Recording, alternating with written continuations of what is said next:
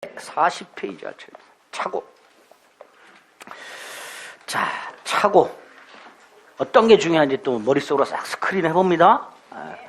차고는 일단 의사 표시가 불일치하고 불일치를 모르고 있는 경우라 그랬죠. 그러면 차고 유형 중에 대표적인 게 무슨 표시를 잘못하는 거. 표시상 착오가 일단 보통이라 그랬죠. 다만 동기의 착오를 조심하자. 동기의 착오는 착오가 아니다. 의사 표시가 일치하니까. 그런데 이거 중요한 게 두 가지 지문이 나와요. 그 중에 하나. 동기가 상대한테 표시돼서 알려진 경우. 착오가 될 수 있다. 더 나아가서 합의까지는 필요 없다. 이거 꼭 기억하셔야 되고. 두 번째가 표시되지 않았어도 유발됐다면, 상대방에서 유발됐다면 착오가 될 수 있다. 그 다음에 이제 이 착오가 중요 부분인지 중대한 과실이 있는지 이거 따로 따지면 되겠죠. 어쨌든 동기의 착오가 예외적으로 착오가 될 수 있는 경우 두 가지 꼭 기억하자. 세 번째, 착오가 되면 일단 유효화돼 뭐 할 수 있다? 취소. 자, 취소해서 중요 부분 착오와 중대한 과실이 없어야 된다 그랬죠. 여기서 중요 부분은 중요 부분인 거 아닌 거 그거 구별하면 된다 그랬어요. 중요 부분이 아닌 거. 자, 기억합니다. 시가착오, 면적착오, 지분착오, 소유자착오, 가압류 등기, 원인무효. 여기까지는 기억하셔야 돼요. 이건 중요 부분이 아니다. 입증은 차고자가 한다. 차고자가. 차고자라는 말 대신에 취소하려는 자 이렇게 나오기도 하고요. 법률행위의 효력을 부인하려는 자 이렇게 나옵니다. 반면에 중대한 과실, 그냥 과실이 아니라 중대한 과실이고요. 현전부지를 말하고요. 중대한 과실이 있는 경우, 없는 경우 구별해야 된다 그랬죠. 중대한 과실이 있는 거 공장부지 사건 하고요. 개인적으로 하면서 공적 정보를 확인하지 않은 경우 중대한 과실이 있다 취소할 수 없다 이렇게 되죠. 반면에 중개사말을 신뢰했거나 고려청자 가짜를 진짜로 사는 경우 이런 경우는 중대한 과실이 없다 취소할 수 있다.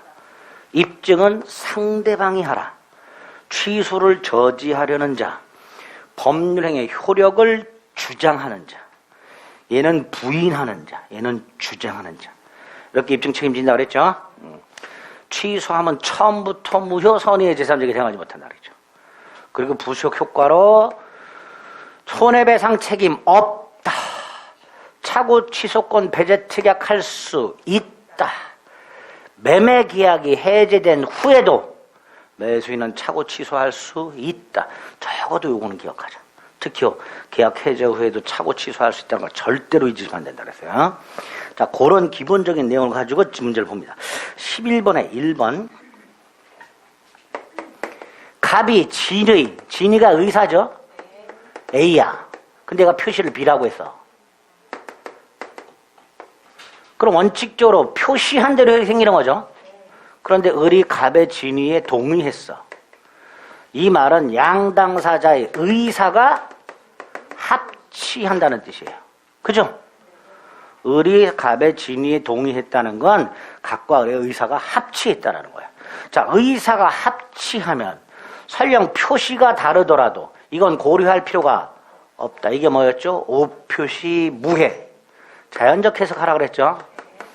그리고 자연적 해석이면은 표시를 전혀 고려하지 않으니까 의사만 고려하니까 착오 문제가 생기지 않는다. 그게 1번이죠. 이런 식으로 지문이 읽혀져야 돼요. 그래서 1번 지문은 상대방 을이 착오자의 진위에 동의했다라는 말 속에 양당사자의 의사가 합치했구나. 이게 머릿속에 떠올라야 돼요. 그리고 양당사자 의사가 합치했다면 오표시 무효 원칙이 떠올라야 되고요. 오표시 무효 원칙은 자연적 해석하는 것이 떠올라야 되고 착오 문제가 생기지 않는다. 딱 이렇게 연결이 돼야 돼요. 그래서 1번이 틀린 지문이 되죠. 2번에 법률 착오라고 되어 있는데 어떤 착오죠?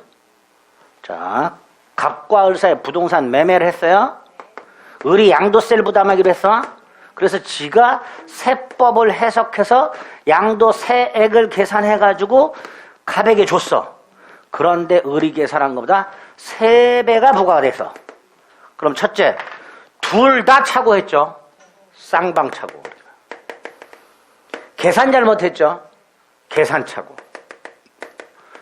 왜? 세법을 잘못 이해했죠. 법률 착오.